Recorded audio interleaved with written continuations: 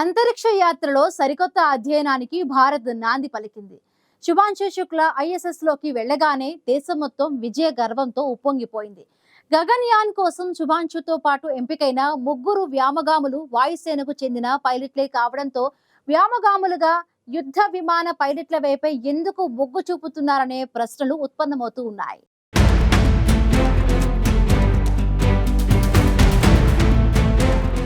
అంతరిక్ష యాత్రలో భారత్ సరికొత్త అధ్యయనానికి నాంది పలికింది.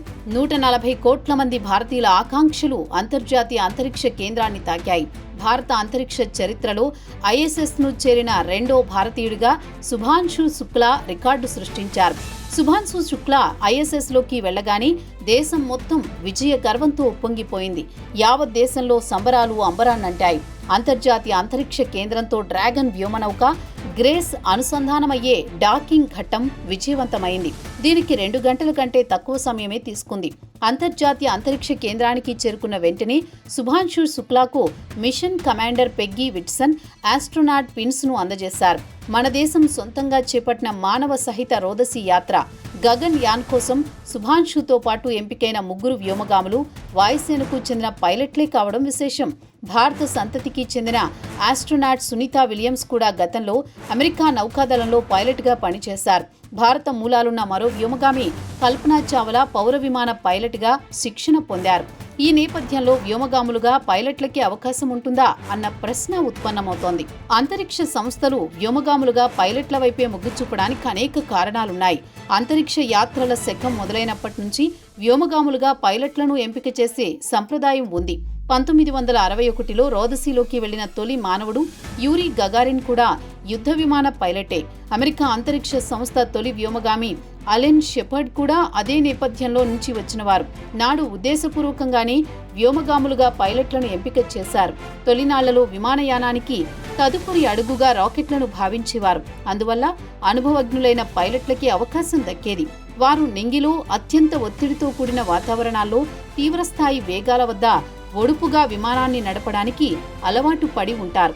పైలట్లు ముఖ్యంగా సైనిక నేపథ్యం నుంచి వచ్చిన వారికి అద్భుతమైన శారీరక, సాంకేతిక, మానసిక పరమైన సామర్థ్యాలు ఉంటాయి. ఇవన్నీ అంతరిక్షంలో పనిచేసేటప్పుడు ఎదురయ్యే కఠిన పరిస్థితులను తట్టుకునేందుకు ఉపయోగపడతాయి.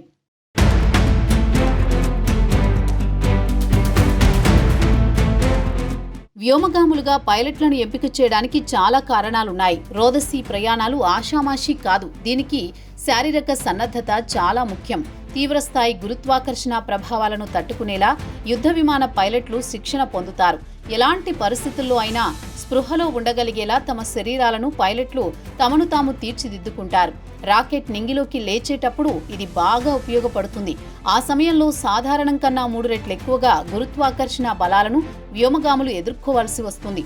భూమికి తిరిగి వచ్చే సమయంలో అది 4G నుంచి 5G వరకు వెళుతుంది. కొన్ని అత్యవసర పరిస్థితుల్లో అది 8G లేదా 9G వరకు వెళ్లొచ్చు. ఫలితంగా మెదడులో రక్త సరఫరా తగ్గిపోతుంది. అయితే అలాంటి పరిస్థితులను శిక్షణ పొందని సాధారణ వ్యక్తి ఆ పరిస్థితుల్లో స్పృహ కోల్పోయే ప్రమాదం ఉంది. 2018లో సోయుజ్ MS-10 మిషన్లో ఇలాంటి పరిణామం తలెత్తింది. నాడు రాకెట్ నింగిలోకి లేచాక బూస్టర్ విఫలమైంది. దీంతో అత్యవసరంగా మిషన్ను రద్దు చేయాల్సి వచ్చింది. అయితే pilot cosmonaut Hague ballistic reentry పద్ధతిలో వ్యోమనౌకను తిరిగి భూమిపైకి తెచ్చారు. ఈ క్రమంలో సోయుజ్లోని వ్యోమగాములిద్దరూ 8G, 9G మేర గురుత్వాకర్షణ బలాలను ఎదుర్కొన్నారు. పైలట్లు ఎప్పటికప్పుడు పరిస్థితులను మదించుకుంటూ వేగంగా నిర్ణయాలు తీసుకోవాలి. విమానాల్లో ముఖ్యంగా ఫైటర్ జెట్లలో ఉన్నవారు సంక్లిష్ట డేటాను విశ్లేషించుకోవాలి. ఏకకాలంలో అనేక ఉపవ్యవస్థలను పర్యవేక్షించాలి. అత్యవసర పరిస్థితుల్లో సెకన్ల వ్యవధిలోనే స్పందించాల్సిన పరిస్థితులు తలెత్తుతాయి. ఈ మానసిక చురుకుదనం, పరిస్థితులపై అవగాహన అంతరిక్ష యాత్రకు వర్తిస్తుంది. అక్కడ కూడా వేగంగా నిర్ణయాలు తీసుకోవాల్సి ఉంటుంది. మిషన్ విజయం, వైఫల్యం, వ్యోమగాముల ప్రాణాలు దీనితో ముడిపడి ఉంటాయి.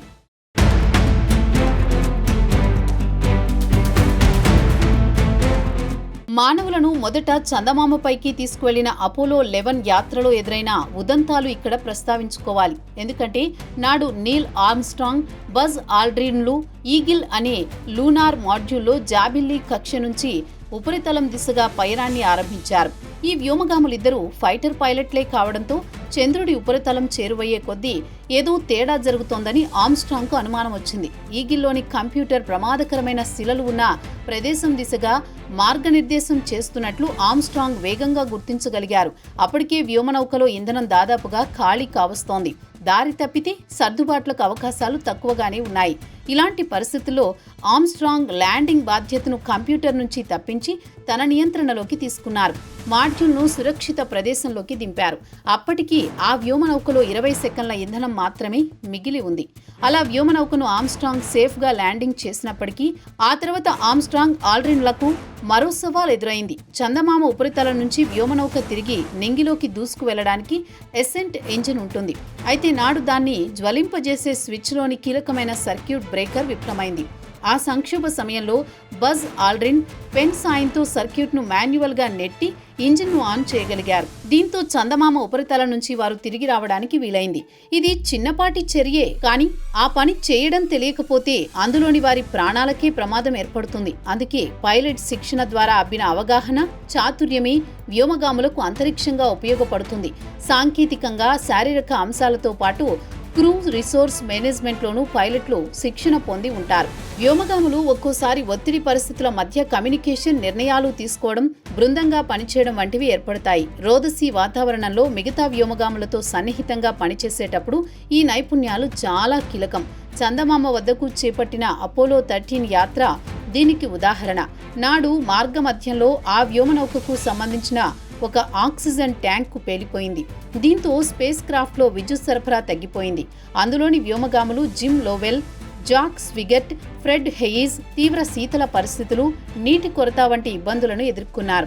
అయినా వారు ఆందోళన చెందకుండా స్థిమితంగా పరిస్థితిని ఎదుర్కొన్నారు. తమ పైలట్ అనుభవాన్ని ఉపయోగిస్తూ వ్యోమనౌకను గాడిలో పెట్టగలిగారు.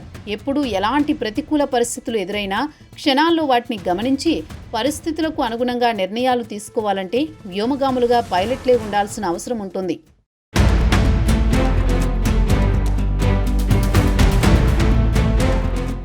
వ్యోమగాములుగా యుద్ధ విమాన పైలట్లనే ఎంపిక చేయడానికి ఖచ్చితమైన కారణాలు ఉన్నాయి. ఎలాంటి ప్రతికూలమైన పరిస్థితుల్లోనైనా వేగంగా స్పందించి సరైన నిర్ణయాలు తీసుకోవడం పైలట్లుగా అనుభవం ఉన్నవారికే సాధ్యమవుతుంది. అందుకే వ్యోమగాములుగా పైలట్లనే పంపేందుకు మొగ్గు చూపుతున్నారు.